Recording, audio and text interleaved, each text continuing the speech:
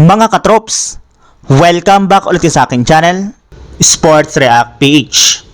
At ngayon nga ay pag-uusapan natin ang balitang pag-trade na sa wakas ng Denver Nuggets kay Peyton Watson.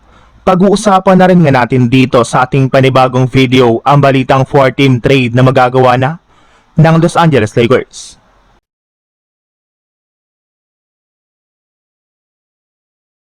Ayon nga po sa ibinulgar na balita ngayong araw, nasa active trade talks nga po ang Denver Nuggets kasamang Los Angeles Clippers, Cleveland Cavaliers at Milwaukee Bucks para sa isang posibleng sign and trade deal para kay Peyton Watson. Si Watson nga po ay 23 years old pa lang at nagkaroon na nga po agad na magandang season para sa Denver Nuggets. Noong 2025-2026 season ay nag-average nga po ito ng 14.3 points, 4.9 rebounds at 1.1 blocks per game habang tumitira ng 41% mula sa 3-point range. Malaki rin naman nga po ang potensyal ni Watson bilang isang 3-and-D wing at isang player na kayang tumulong sa depensa at may kakayahang mag-shoot mula sa labas.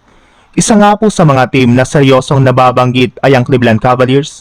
Since posibleng gamitin nga po ng Cleveland ang kanilang mga salary pieces para may sagawa ang sign and trade at kabilang nga po ang pangalan tulad ni Max Strus sa mga naiulat na trade scenarios.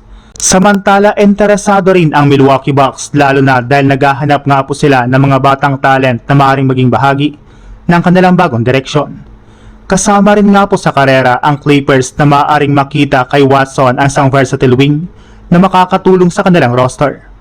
Ayon nga po sa inalabas na balita, gusto nga rin po ni Watson ng kontratang nasa $25 million kada taon. Kung hindi nga po magkakaroon ng kasunduan, mayroon ding posibilidad na piliin nga po niyang maglaro sa qualifying offer at maging unrestricted free agent sa susunod na offseason.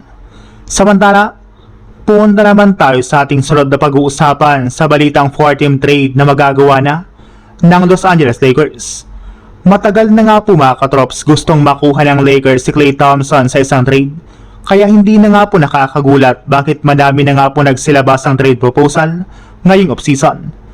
At isa na nga po dito ay ang kalalabas pa lang na 4-team trade kung saan matatanggap nga po dito ng Lakers si Klay Thompson kasama ang isang 2031 second round pick mula sa Portland Trail Blazers. Samantala ang Dallas Mavericks ay makakakuha kay Vit Krejci at isang 2031 second round pick mula sa Lakers.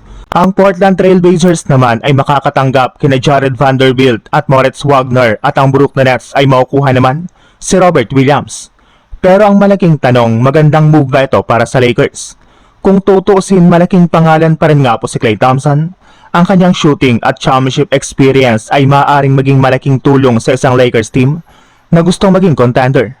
Isipin mo ang isang spacing kapag nasa loob ng court sina Klay at ang mga pangunahing scorer ng Lakers. Kapag nakuha nga po siya ng open looks mula sa 3-point line, malaking problema nga po yon para sa opposing defenses. Pero may kapalit rin naman nga po ito dahil mawawala sa Lakers si Jared Vanderbilt na kilala sa kanyang defense at versatility. Habang kailangan ding isaalang-alang kung gaano pa kalaki ang magiging impact ni Klay sa kanyang kasalukuyang yugto ng karir.